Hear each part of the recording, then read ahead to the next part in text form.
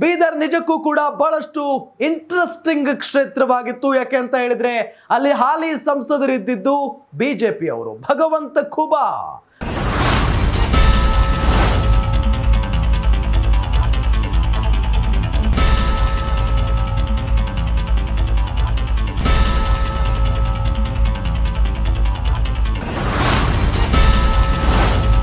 ಭಗವಂತ ಖೂಬಾ ಅವರ ವಿರುದ್ಧ ಇಲ್ಲಿ ಕಾಂಗ್ರೆಸ್ ಗೆದ್ದು ಬೀಗಿದೆ ಅಂತಾನೆ ಹೇಳಬಹುದು. ಬೀದರ್ ಕ್ಷೇತ್ರದಲ್ಲಿ ಸಾಗರ್ ಖಂಡ್ರೆ ಭರ್ಜರಿ ಜಯ ಗಳಿಸಿದ್ದಾರೆ. ಅತಿ ಚಿಕ್ಕ ವಯಸ್ಸಿನಲ್ಲೇ ಸಂಸದರಾಗಿದ್ದಾರೆ. ಸಾಗರ್ ಖಂಡ್ರೆ ಅವರ ವಯಸ್ಸೆಷ್ಟು ಗೊತ್ತಾ? ಕೇವಲ 26 ವರ್ಷ ವಯಸ್ಸು. 26 ವರ್ಷಕ್ಕೆ ಸಾಗರ್ ಖಂಡ್ರೆ ಸಂಸದರಾಗಿ ಆಯ್ಕೆಯಾಗಿದ್ದಾರೆ. ಕೇಂದ್ರ ಸಚಿವರಿಗೆ ಸೋಲುಣಿಸಿದ್ದಾರೆ 26 ವರ್ಷದ ಯುವಕ. ನಿಜಕ್ಕೂ ಬಹಳ ಇಂಟ್ರೆಸ್ಟಿಂಗ್ ಕ್ಷೇತ್ರ ಆಗಿತ್ತು.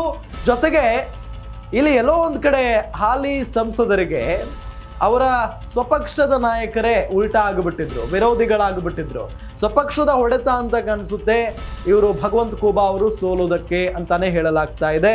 ಬೀದರ್ ಕ್ಷೇತ್ರದಲ್ಲಿ ಸಾಗರ್ ಖಂಡ್ರೆಗೆ ಗೆಲುವಾಗಿದೆ. 1,29,396 ಮತಗಳ ಅಂತರದಿಂದ ಖೂಬಾ ಸೋಲುಂಡಿದ್ದಾರೆ. ಬರೋಬ್ಬರಿ 1,29,396 ಮತಗಳ ಅಂತರದಿಂದ ಖೂಬಾ ಸೋಲುಂಡಿದ್ದಾರೆ. 6,66,000 ಮತಗಳನ್ನ ಸಾಗರ್ ಖಂಡ್ರೆ ಪಡೆದಿರೋದು. 5,37,000 ಮತವನ್ನ ಪಡೆದಿರೋದು ಹಾಲಿ ಸಂಸದ ಭಗವಂತ ಖೂಬಾ. ನಿಜಕ್ಕೂ ಆಶ್ಚರ್ಯ ಇದು. ಮಗನನ್ನ ಗೆಲ್ಲಿಸಿಕೊಂಡು ಬರುವಲ್ಲಿ ಸಚಿವ ಈಶ್ವರ್ ಖಂಡ್ರೆ ಸಕ್ಸಸ್ ಆಗಿದ್ದಾರೆ.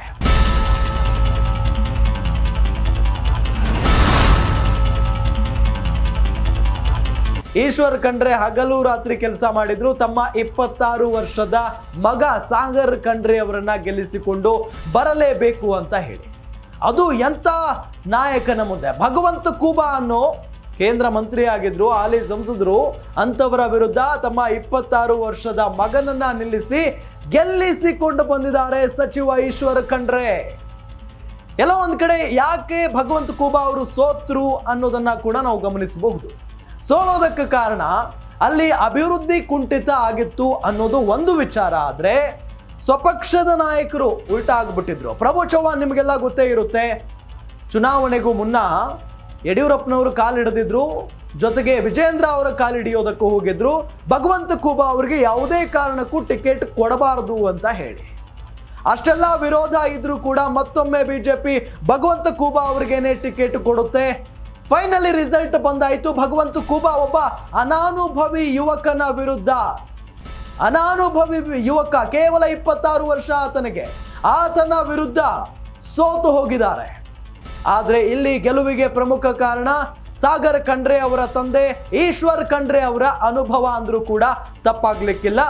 ಎಲ್ಲಾ ಕಾಂಗ್ರೆಸ್ನ ನಾಯಕರು ಹೋಗಿ ಪ್ರಚಾರವನ್ನ ನಡೆಸಿದ್ರು, ನಿಮಗೆಲ್ಲ ಗೊತ್ತಿರುವ ಹಾಗೆ. ಆದ್ರೆ ಏನು ಈಶ್ವರ್ ಖಂಡ್ರೆ ಅವರ ಶ್ರಮ ಇಲ್ಲಿ ವ್ಯರ್ಥ ಆಗಲಿಲ್ಲ ಅಂತಾನೆ ಹೇಳಬೇಕು. ಯಾಕೆ ಅಂತ ಹೇಳಿದ್ರೆ 6,66,000 ಮತಗಳನ್ನ ಸಾಗರ್ ಖಂಡ್ರೆ ಅವರು ಪಡೆದುಕೊಂಡಿದ್ದಾರೆ.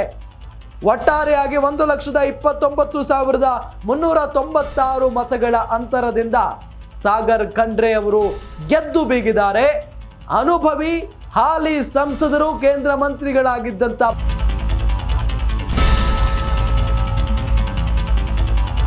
ಭಗವಂತ ಖೂಬಾ ಸೋತು ಹೋಗಿದ್ದಾರೆ ಬೀದರ್ ಲೋಕಸಭಾ ಕ್ಷೇತ್ರದಲ್ಲಿ.